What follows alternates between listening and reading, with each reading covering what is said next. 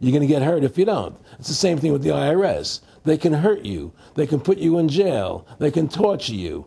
So if you don't pay them, you may get hurt. So I never advise people not to pay. You know, I tell people, yeah, pay your taxes. Look what happened to Congressman Hansen. Yeah, Congressman Hansen's a great example. Pay your taxes. But you know what? Shut down the Federal Reserve System, and eventually you won't have to pay those taxes anymore. See, the IRS is a symptom of the problem. The real problem is the banking industry and the bankers in this country.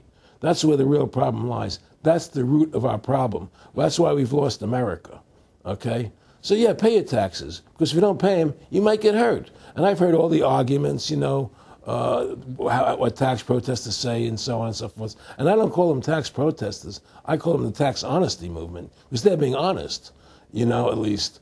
But the fact of the matter is, you're being forced, you're being compelled to pay it because you're facing jail sentences, you're facing time, you're facing corruption of the courts if you don't pay, right? And so you pay it, because you just like you'd pay the mafia. But with the mafia, at least you have the government to call and try and help you to get past the mafia, to protect you. Here you have nobody to protect you. The American people are living in a matrix. They don't understand the truth of how things are working in this country, you know. And let me give you an example of what I'm talking about. The very fact is that if you ask 100 people on the street, what kind of government is America supposed to be? 99% of them will tell you a democracy. America is supposed to be a democracy. But that's a lie. That's an illusion. The word democracy is not written into the Constitution at one time.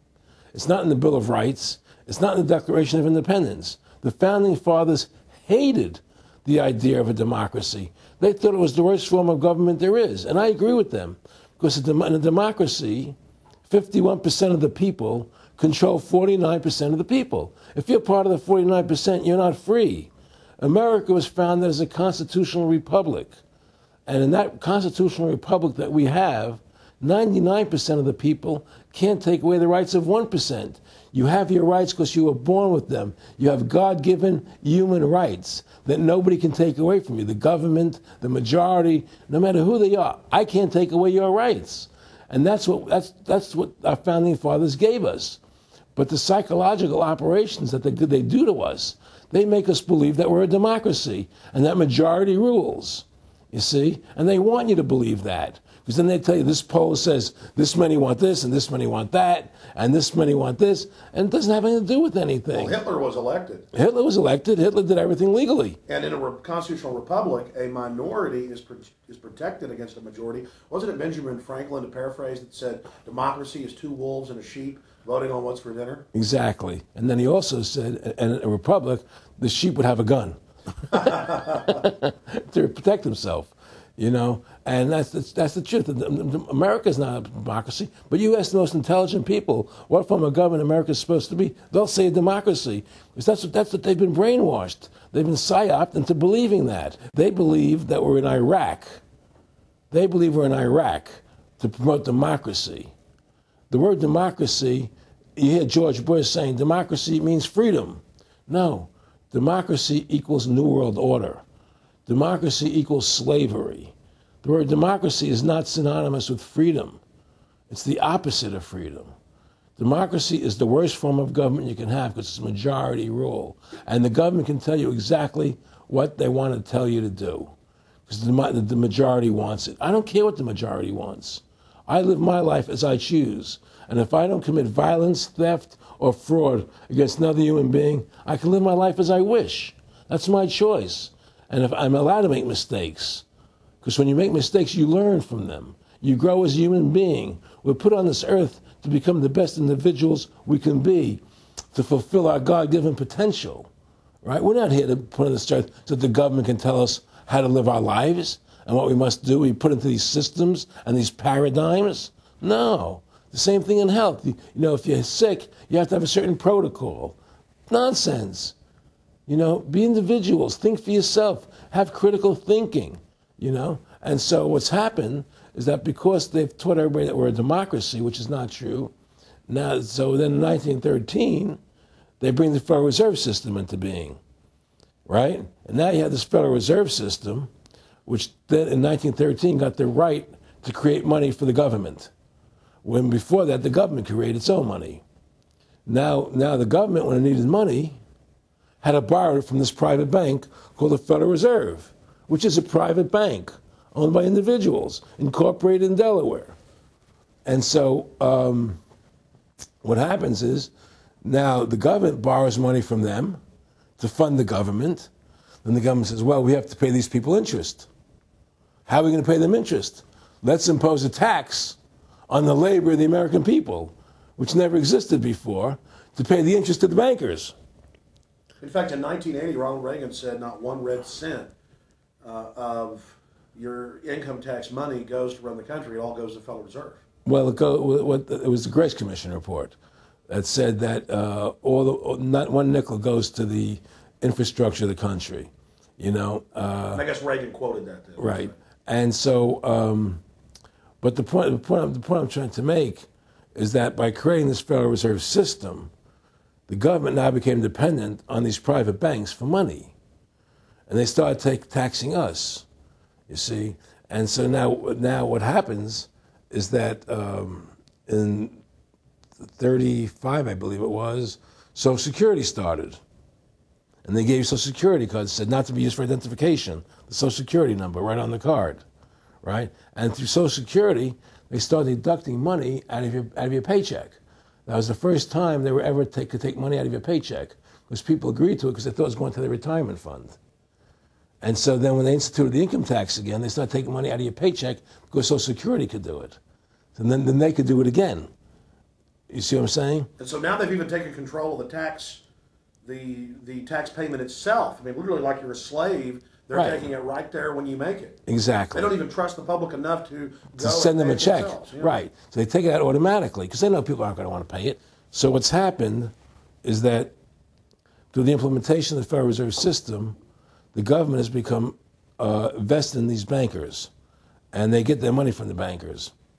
And so then they impose a tax on us, which makes us more slaves, makes it more difficult for us to survive, right? Giving them more profits. And now what's happened is that through the Federal Reserve System, the bankers have pretty much taken control of our government. It doesn't matter Republican and Democrat anymore, because they're both the same. Neither one of them are talking about shutting down the Federal Reserve System or stopping the payment of taxes, or any of the big issues that face Americans, right? So I had a friend, Nick Rockefeller, okay, who was one of the Rockefeller family, and he, when I was running for governor in Nevada, he came to me, introduced himself to me through an attorney, and we became friends. We started talking about things, and I learned an awful lot from Mr. Rockefeller. And one of the things that we used to talk about was the ultimate plan of the banking industry, what they wanted to accomplish. And the goals of the banking industry, not just the Federal Reserve System, but the private banks in Germany and England, all over Italy, all over the world, they all work together. They're all central banks, and they're all part of the Communist Manifesto. Central banking is one of the major planks of the Communist Manifesto. We talk about America being a capitalistic country, but yet at the same time we have a central bank that plans everything for us, right? And the graduated income tax is another plank of the Communist Manifesto, right? So right there you have two major planks of the Communist Manifesto that have been brought in because of the Federal Reserve System, okay? So the ultimate goal that these people have in mind is the goal to create a one-world government run by the banking industry, run by the bankers, and they're doing it in sections. The European currency, the euro, and the European Constitution is one part of it. Now they're trying to do it in America with the North American Union, right? And they want to create a new currency called the Amero, right? And the whole agenda is to create a one-world government where everybody has an RFID chip implanted in them. All money is to be in those chips, right? There'll be no more cash. And this is given me straight from Rockefeller himself. This is what they want to accomplish. And all money will be in your chips. And so instead of having cash anytime you have money in your chip, they can take out whatever they want to take out whenever they want to. If they say you owe us this much money in taxes, they just deduct it out of your chip digitally. Total control. Total control. And if you're like me or you, and you're protesting what they're doing, they can just turn off your chip. And you have nothing. You can't buy food. You can't do anything. It's total control of the people. And that chip's connected to a database that has your purchasing records, what you do, what everything. you sell. Everything is in there, you know? And so they want a one world government controlled by them, everybody being chipped, all your money in those chips, and they control the chips, and they control people. And you become a slave. You become a serf to these people. That's their goal. That's their intentions. More than a decade ago, I began getting secret government documents, and we published them, where the feds were training the local police and the military that gun owners, conservatives, people that made frequent references to the U.S. Constitution were terrorists. That's a quote.